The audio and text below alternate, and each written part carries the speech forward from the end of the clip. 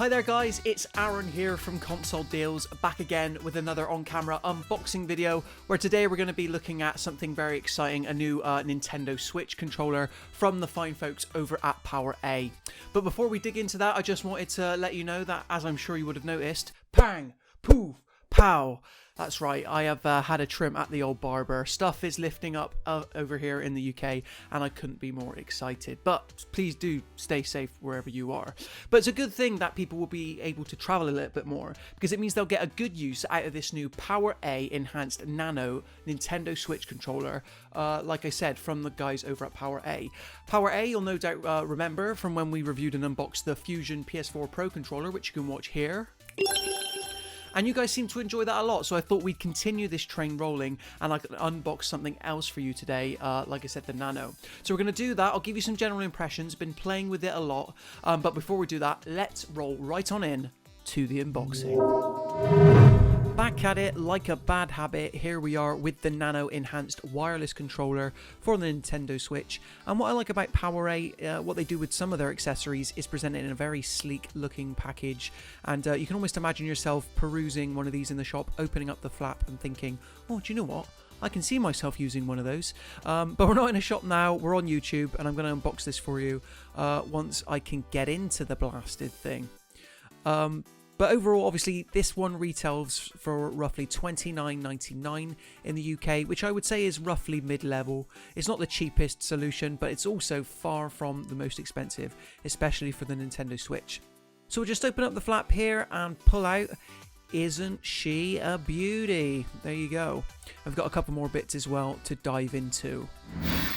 So that's what we're going to do first. So you've obviously got your standard safety instructions, user manual, everything you need to know to get started with this one on the Nintendo Switch, but it's all fairly self-explanatory.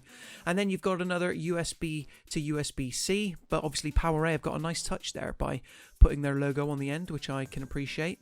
And I would say it's fairly long. I mean, the controller itself is wireless, so hopefully you'll only use this one for charging. Not braided, but also not the end of the world.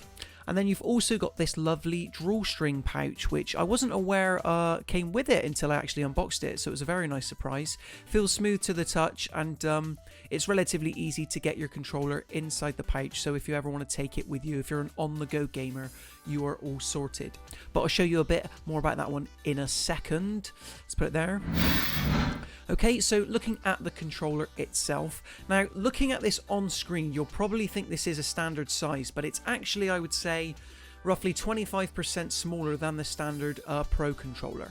But as you can see, I've got the one here with a lovely, beautiful black matte finish. All the controls, all the buttons, sorry, feel pretty responsive.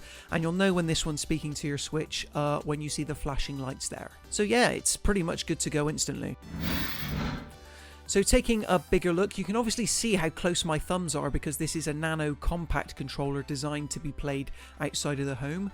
But it also has programmable buttons there, so if you play any first-person shooter game, it's a simple case of tapping the program button in the center, then the desired button, and then the desired programmable button. But relatively sleek, you've got the sync button I just pointed to there, so open up your Switch settings, tap that, and you're on your way. Very easy, very simple.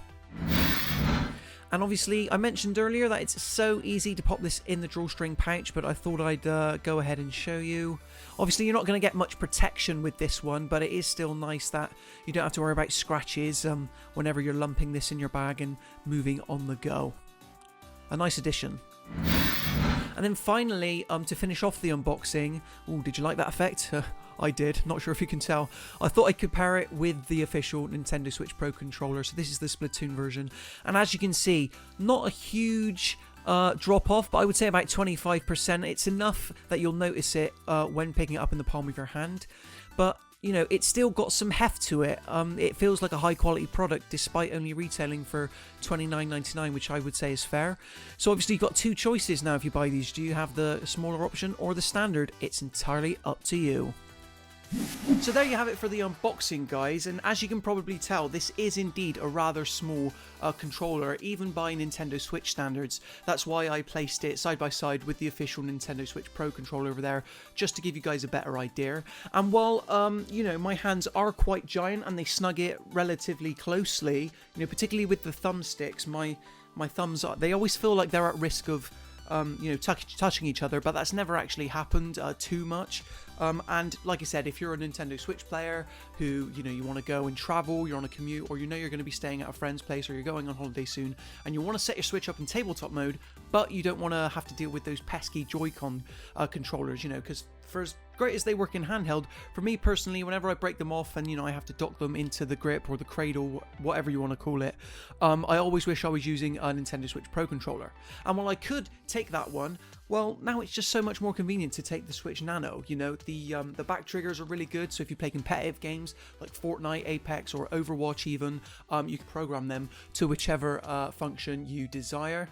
In addition to that, I would say that the trigger feedback is particularly good as well. So like I said, continuing on the first-person shooter train, it's going to feel particularly nice. The only main drawback I can deem with the Nano Enhanced Wireless controller is the D-pad, because while you get the full D-pad, which is indeed obviously a big step up from the main Nintendo Switch Joy-Con, it doesn't offer the best feedback, not at all. It feels quite spongy, and I would say it's the one major downside to using this one over the Nintendo Switch Pro controller.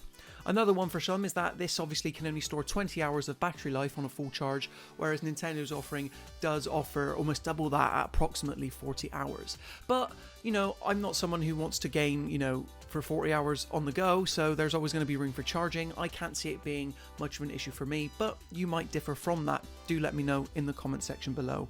But in general thoughts, guys, this is a really affordable, nice looking, sleek and stylish Nintendo Switch controller option. It's fully wireless, it's got the obviously programmable buttons on the back as already mentioned, and despite its small size, it does feel comfortable after using it, I would say after just a couple of minutes.